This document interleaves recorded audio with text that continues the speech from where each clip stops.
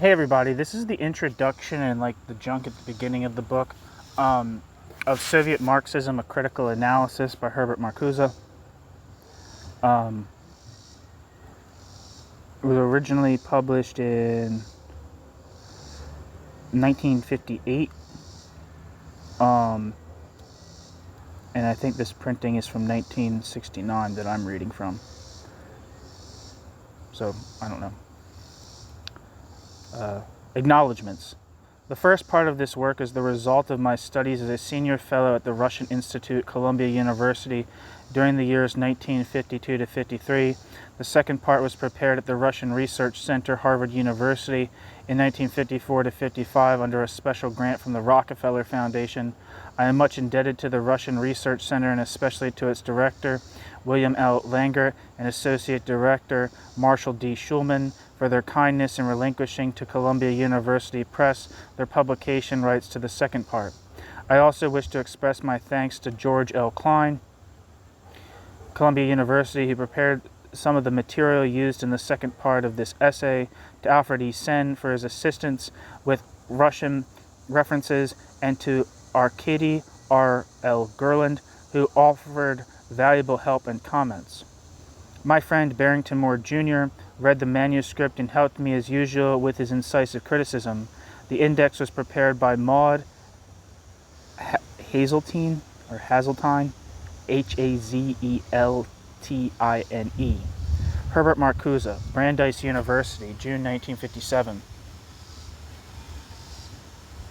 And the table of contents are: Introduction, Part 1, Political Tenets. 1. The Marxian concept of the transition to socialism. 2. Soviet Marxism, the basic self-interpretation. 3. The new rationality. 4. Socialism in one country? 5. The dialectic of the Soviet state. 6. Base and superstructure, reality and ideology. 7. Dialectic and dialectics vicissitudes. 8. The transition from socialism to communism. Part 2 of the book is titled Ethical Tenets. 9. Western and Soviet ethics, their historical relation. 10. Soviet ethics, the externalization of values. 11. The principles of communist morality. 12. Ethics and productivity. 13. The trend of communist morality.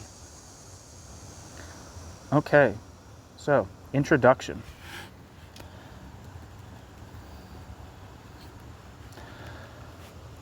This study attempts to evaluate some main trends of Soviet Marxism in terms of a, quote, imminent critique, end quote.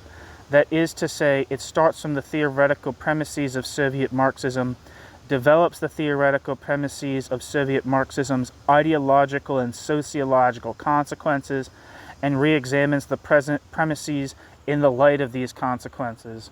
The critique thus employs the conceptual instruments of its object, namely Marxism, in order to clarify the actual function of Marxism in Soviet society and its historical direction.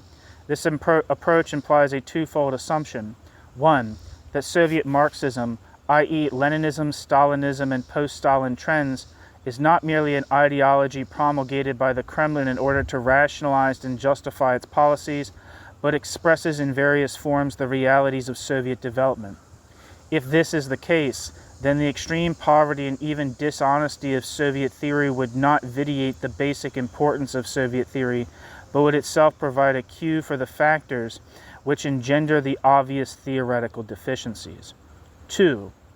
That identifiable objective trends and tendencies are operative in history, which make up the inherent rationality of the historical process.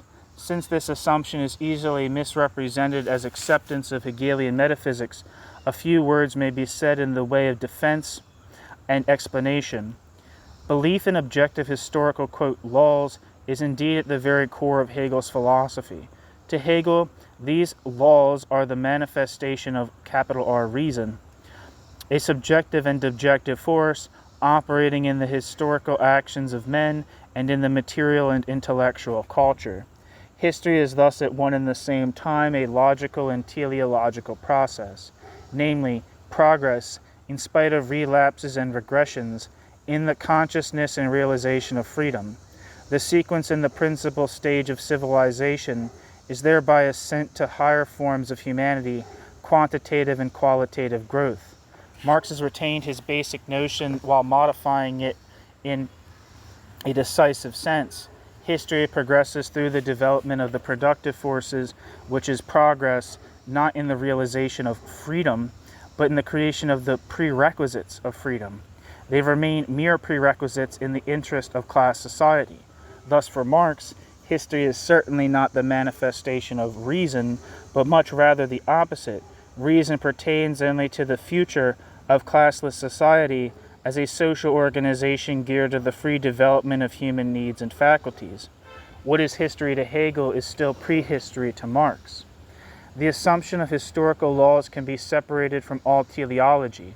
Then it means that the development of a specific social system and the changes which lead from one social system to another social system are determined by the structure which the respective society has given that respective society's self, that is to say, by the basic division and organization of social labor, and that the political and cultural institutions are generated by and correspond to this basic division and organization. The manifold dimensions and aspects of societal life are not a mere sum total of facts and forces, but constitute a clearly identifiable unit, so that long-range developments in any one dimension must be comprehended in their relation to the, quote, base, end quote. On the ground of such structural unity, consecutive social systems can be distinguished from one another as essentially different forms of society whose general direction of development is in a demonstrable sense, quote, predetermined, end quote, by its origins. The very impossibility to fix an exact date, even within a century or more, when the one social system ends and the other begins, for example, feudalism and capitalism, indicates the underlying trend which transforms one system into another. The new society emerges within the framework of the old, through definable changes in its structure, changes which are cumulative until the essentially different structure is there. In the last analysis, there are no, quote, extraneous, end quote, causes in this chain, for all apparently outside factors and events, such as discoveries, invasions, the impact of far distant forces, will affect the social structure only if the ground is prepared for them. For example, if they, quote, meet, end quote, corresponding developments within the respective society, or if they meet social wants and needs. As the barbarian influx into the weakened Roman Empire, or as the influence of international trade and commerce and of the discoveries of the internally changing feudal societies from the 13th to the 16th century. The basic form of societal reproduction, once institutionalized, determines the direction of development, not only within the respective societies but also beyond it. In this sense, the historical process is rational and irreversible. As an example of the development within, the present stage of Western industrial society, with its increasing private and governmental regulation of the economy, in other words, with its increasing political economy and culture, appears as the, quote, logical, end quote, i.e., inherent outcome of the free enterprise and free competition prevalent at the preceding stage. No Marxist categories are necessary in order to elucidate the connection between the concentration of economic power and the corresponding political and cultural changes on the one hand, and the capitalistic utilization of growing productivity of labor and technical progress on the other. As an example of the development beyond, the emergence of the feudal system from the basic institutions of the agricultural economy in the late Roman Empire under the impact of the barbarian tribal military organization provides perhaps the clearest example of inherent historical rationality and irreversibility. By the same token, it seems a reasonable anticipation that, whatever the next stage of industrial civilization may be, the basic institutions of large-scale mechanized industry and the explosive growth of the productivity of labor commanded by it will bring about political and cultural institutions irrevocably different from those of the liberalist period, a historical tendency which is likely to supersede some of the present most conspicuous differences between the Western and the Soviet system. This brief outline of the notion of objective historical laws may serve to show the ateleological character of the hypothesis. It implies no purpose, no quote, end, end quote, toward which history is moving, no metaphysical or spiritual reason underlying the process, only its institutional determination. Moreover, it is a historical determination, that is to say, it is not in any sense, quote, automatic, end quote, within the institutional framework which men have given themselves in interaction with the prevailing natural and historical conditions. The development proceeds through the action of men. They are the historical agents, and theirs are the alternatives and decisions.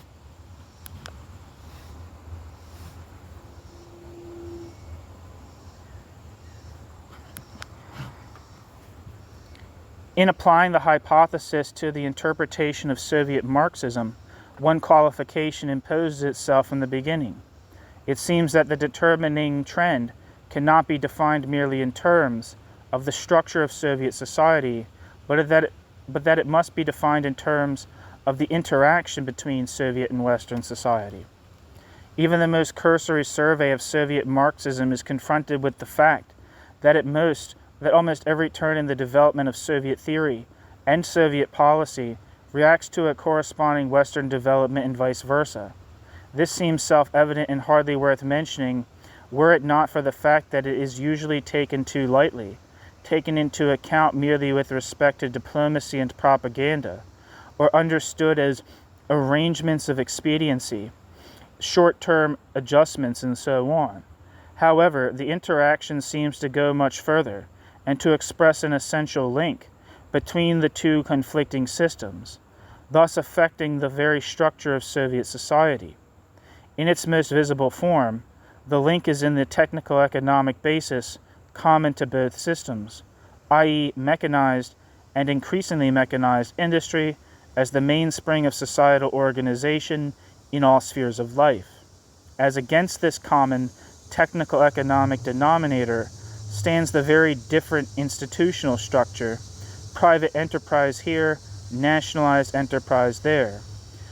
Will the common technical economic basis eventually assert itself over and against the different social institutions, or will the latter continue to widen the difference in the utilization of the productive forces in the two social systems? According to Marxian theory, the technical economic basis is in itself, quote, neutral and susceptible to capitalist as well as socialist utilization, the decision depending on the outcome of the class struggle, a notion which well illustrates the limits of Marxian, quote, determinism, end quote.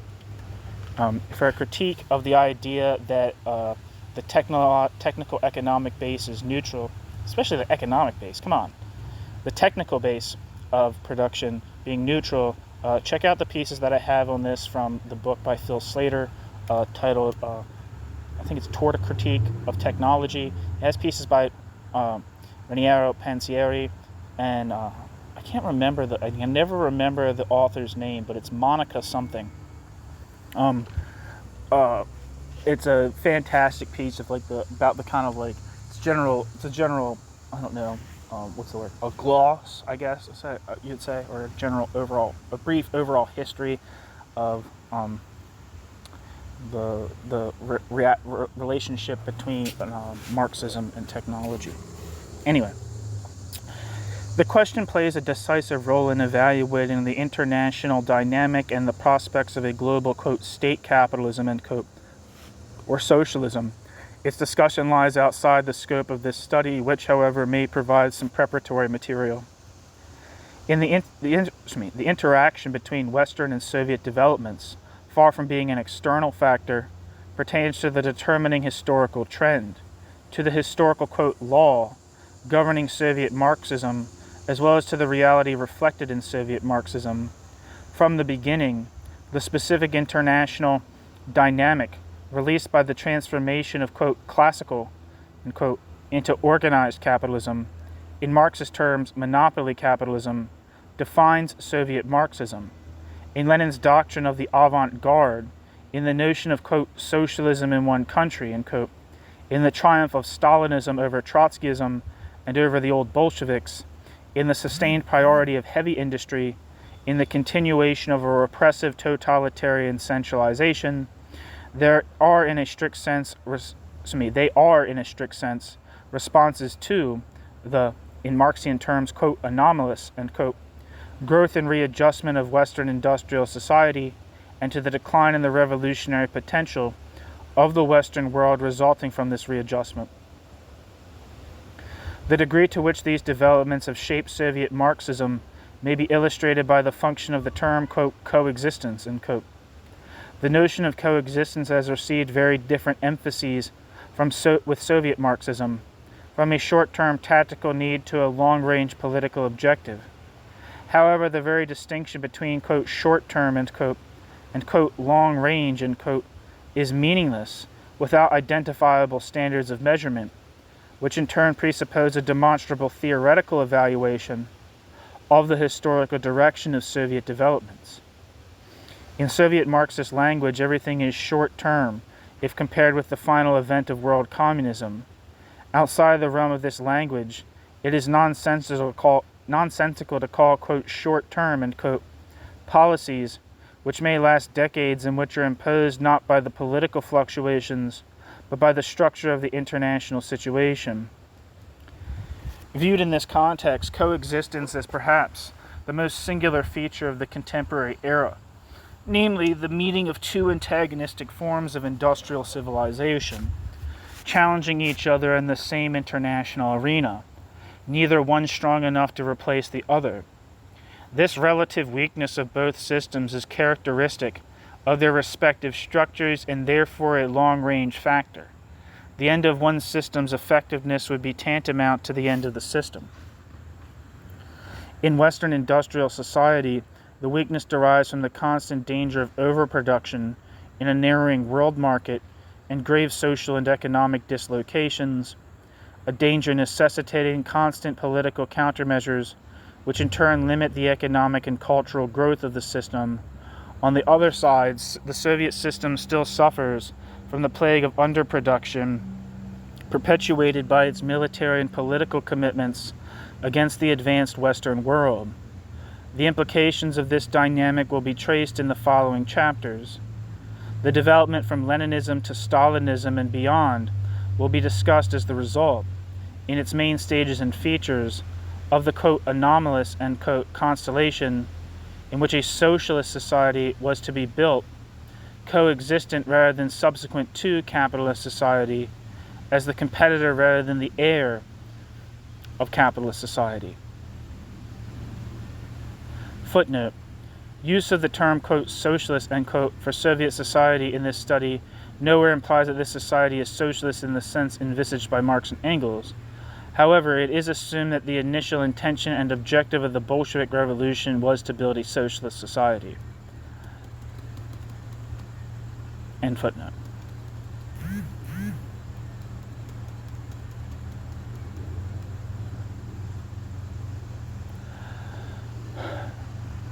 This does not mean that the policies, such as the Stalinist industrialization, which decided the fundamental trend of Soviet society, were an inexorable necessity. There were alternatives, but they were in an emphatic sense historical alternatives, quote, choices, presented to the classes which fought the great social struggles of the interwar period, rather than choices at the discretion of the Soviet leadership. That seems very historically dubious. The outcome was decided in this struggle. It was decided in Europe by about 1923, and the Soviet leadership did not make this decision, though it contributed to it, at that time probably to a lesser degree than is usually assumed. If these propositions can be corroborated, the question as to whether or not the Soviet leadership is guided by Marxist principles is without relevance. Once incorporated into the foundational institutions and objectives of the new society, Marxism becomes subject to a historical dynamic which surpasses the intentions of the leadership and to which the manipulators themselves succumb. An imminent discussion of Soviet Marxism may help in identifying this historical dynamic to which the leadership itself is subjected, no matter how autonomous and totalitarian it may be. Thus, in examining Soviet Marxism and the theoretical situation from which Soviet Marxism originated, we are not concerned with abstract dogmatic validity, but with concrete political and economic trends, which may also provide a key for anticipating prospective developments. A few words must be said in justification of such an approach. Marxian theory purports to be an essentially new philosophy, substantially different from the main tradition of Western philosophy. Marxism claims to fulfill this tradition by passing from ideology to reality, from philosophical interpretation to political action. For this purpose, Marxism redefines not only the main categories and modes of thought, but also the dimension of their verification. Their validity is to be determined by the historical situation and the action of the proletariat. There is theoretical continuity from the early Marxian notion of the proletariat as the objectified truth of capitalist society to the Soviet Marxist concept, partenost, partisanship, in parentheses. Under these circumstances, a critique which merely applies the traditional criteria of philosophical truth to Soviet Marxism does not, in a strict sense, reach its objective. Such a critique, no matter how strong and well-founded it may be, is easily blunted by the argument that its conceptual foundations have been undermined by the Marxist transition into a different area of historical and theoretical verification. The Marxist dimension itself thus seems to remain intact because it remains outside the argument.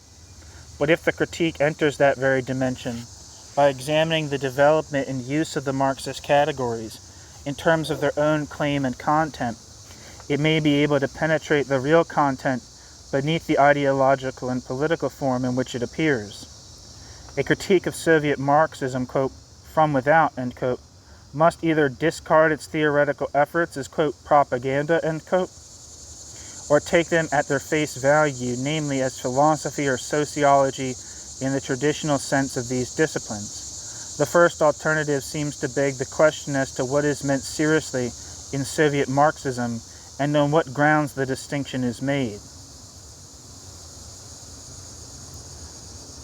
The second alternative would engage in philosophical and sociological controversies outside the context in which the Soviet Marxist theories are presented and which is essential to their meaning.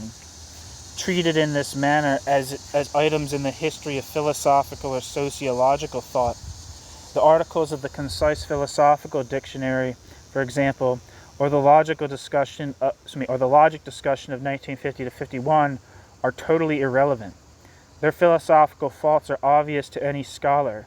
Their function is not the academic formulation of generally valid categories and techniques of thought, but the definition of their relation to the political reality. In contrast, an imminent critique, far from taking these theories at their surface value, could reveal the political intention which is their real content. The approach suggested here shifts the emphasis of the critique from the spectacular public controversies, such as the Alexandrov debate or the logic and linguistic discussion, to basic trends in Soviet Marxism, and use the former only by way of illustration of the latter.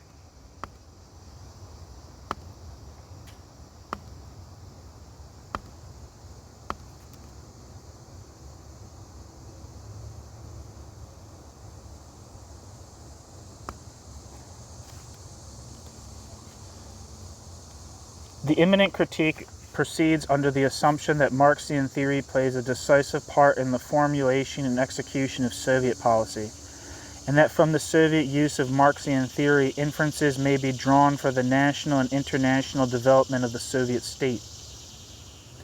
The fact is that the Bolshevik Party and the Bolshevik Revolution were, to a considerable degree, developed according to Marxist principles, and that the Stalinist reconstruction of Soviet society based itself on Leninism, which was a specific interpretation of Marxian theory and practice. The ideology thus becomes a decisive part of reality, even if it was used only as an instrument of domination and propaganda. For this reason, a recurrent comparison between Soviet Marxism and pre-Soviet Marxian theory will be necessary. The problem of Soviet, quote, revisions, unquote, of Marxian theory will not be treated as a problem of Marxian dogmatics. The relation between the different forms and stages of Marxism will rather be used as an indication of the way in which the Soviet leadership interprets and evaluates the changing historical situation as the framework for its policy decisions. Soviet Marxism has assumed the character of a, quote, behavioral science, end quote. Most of Soviet Marxism's theoretical pronouncements have a pragmatic, instrumentalist intent. Most of Soviet Marxism's theoretical pronouncements serve to explain, justify, promote, and direct certain actions and attitudes which are actual, quote, data, end quote, for these pronouncements. These actions and attitudes, for example, accelerated collectivization of agriculture, Stakhanovism, integral anti-Western ideology,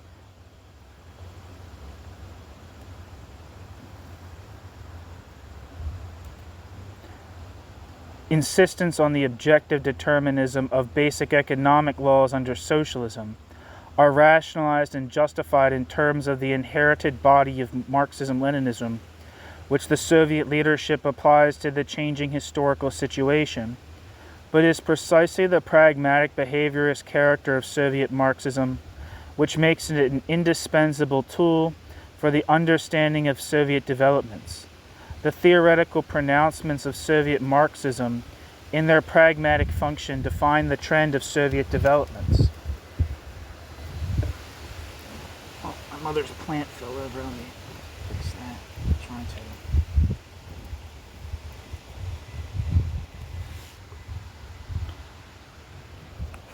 Something.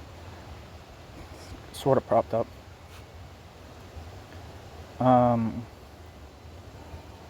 Where the hell am I?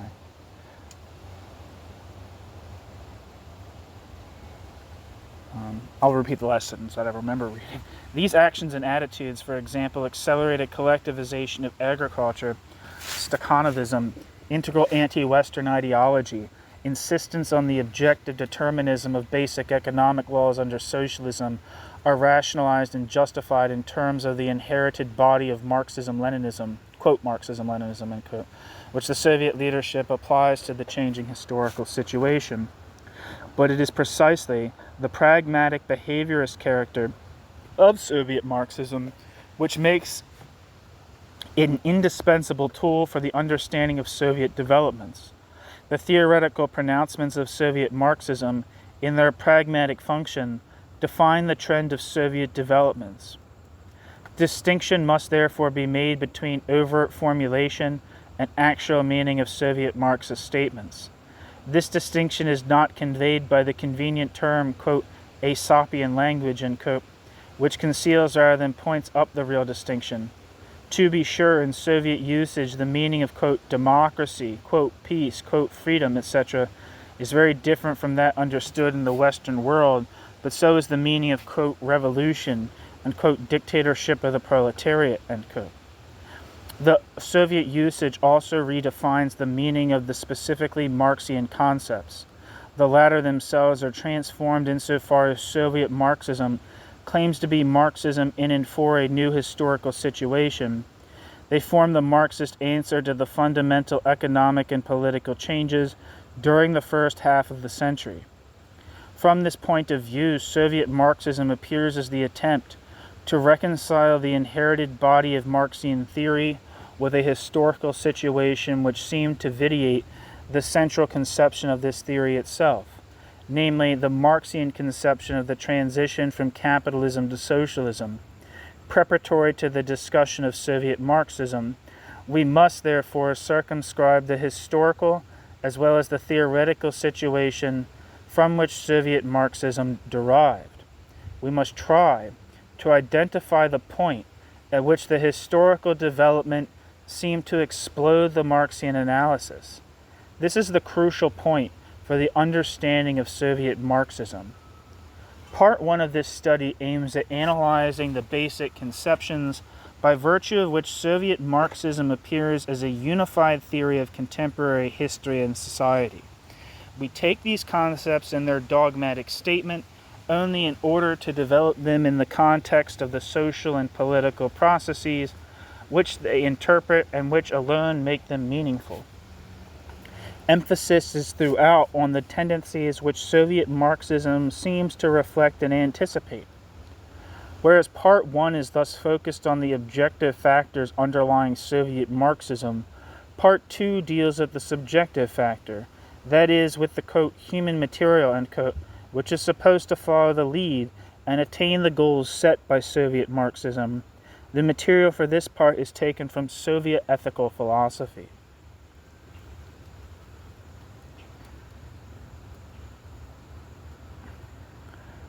Okay, and that's the end of the introduction to Herbert Marcuse's Soviet Marxism, a Critical Analysis.